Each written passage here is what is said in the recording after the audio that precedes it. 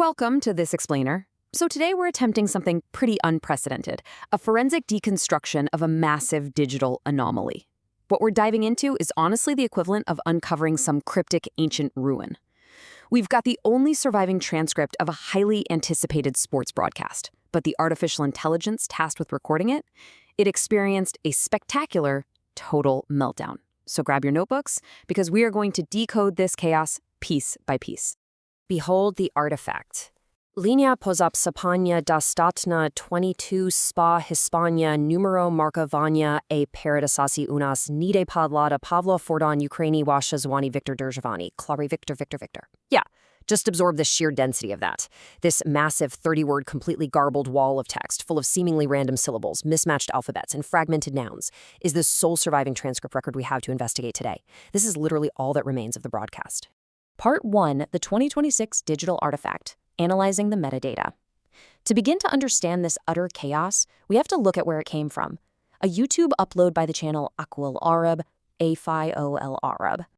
Now, the context provided by the video's title is where things get truly bizarre. It promises this legendary matchup, Spain versus Argentina, 3-2, all goals and highlights 2026. It promises a thrilling 5-goal instant classic. We should be finding out exactly why Spain won this 3-2 thriller, right? Was it some unbelievable tactical brilliance, a crazy late counterattack? But when you actually look at the transcript generated for this highly anticipated matchup, there is absolutely zero tactical data. There are no goal descriptions whatsoever, no mention of the star players. The AI completely ignored the incredible 3-2 thriller happening on the pitch, totally missed explaining why Spain actually won, and instead gave us this bizarre, multilingual fever dream. Moving into part 2, breaking down the broadcast. Linguistic archaeology. Let's treat this auto-generated noise as a serious puzzle. If we categorize the shrapnel of this exploded AI transcription, you start to see the layers of chaos. First, you've got recognizable Ukrainian or Russian words, Ukraini for Ukraine, Pavlo for Pablo, dostatnyo meaning enough, and Victor for Victor.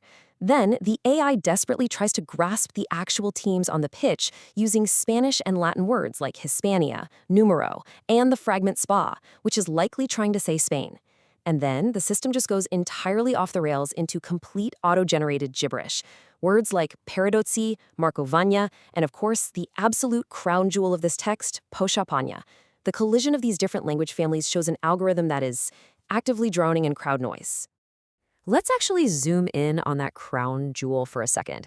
Linea poshapanya. The first word, linea, clearly means line in Ukrainian. Sure, that makes sense for soccer. But poshapanya? We have subjected this to intense academic scrutiny, and we can confidently conclude that it means absolutely nothing. It is a total ghost word. It's this untranslatable anomaly bridging a real-world concept of a line on a football pitch with a completely fictional AI-hallucinated state ending in anya. It perfectly captures the absolute limits of artificial intelligence when it encounters overlapping human audio. It doesn't know what to do, so it just invents a new reality. So we're desperately trying to find any sort of anchor in this text, and suddenly, out of nowhere, we get a number, 22. It appears completely isolated right alongside the word dostatnya, which means enough, and spa, that fragmented start of Spain. Enough, 22 spa. What could this numeric anomaly possibly signify in the context of a 3-2 match? Did Spain win because of a specific tactical switch involving player number 22? Is it just a random timestamp in the video, or is the AI literally just declaring that 22 fragments of Spain are enough? It's a super tantalizing clue that really just leads us further into the maze.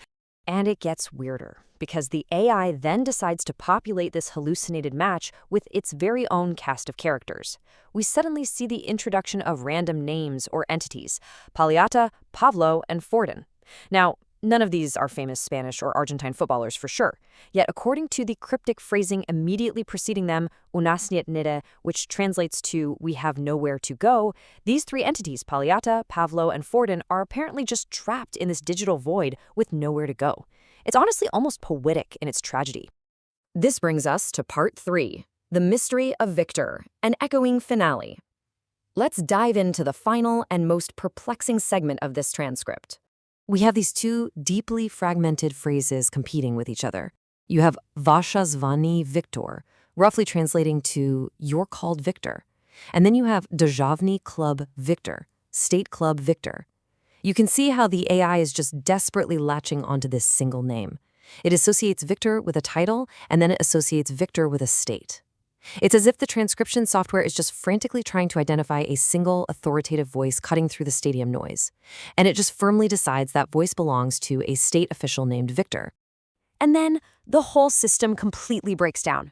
The entire transcript abruptly ends with this strange, panicked triple repetition. Victor, Victor, Victor. Victor, Victor, Victor.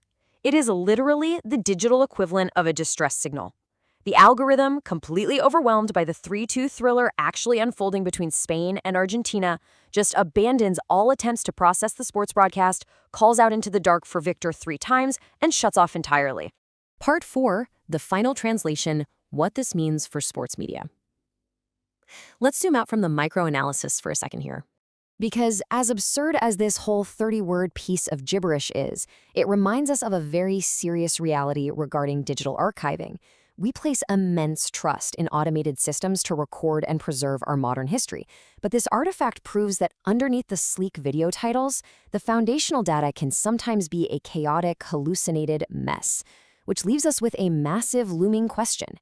If a future historian is trying to understand the tactics, the passion, and exactly why Spain won this 3-2 thriller, and this bizarre text is the only remaining footprint they can find, how will future generations decipher our AI-generated media?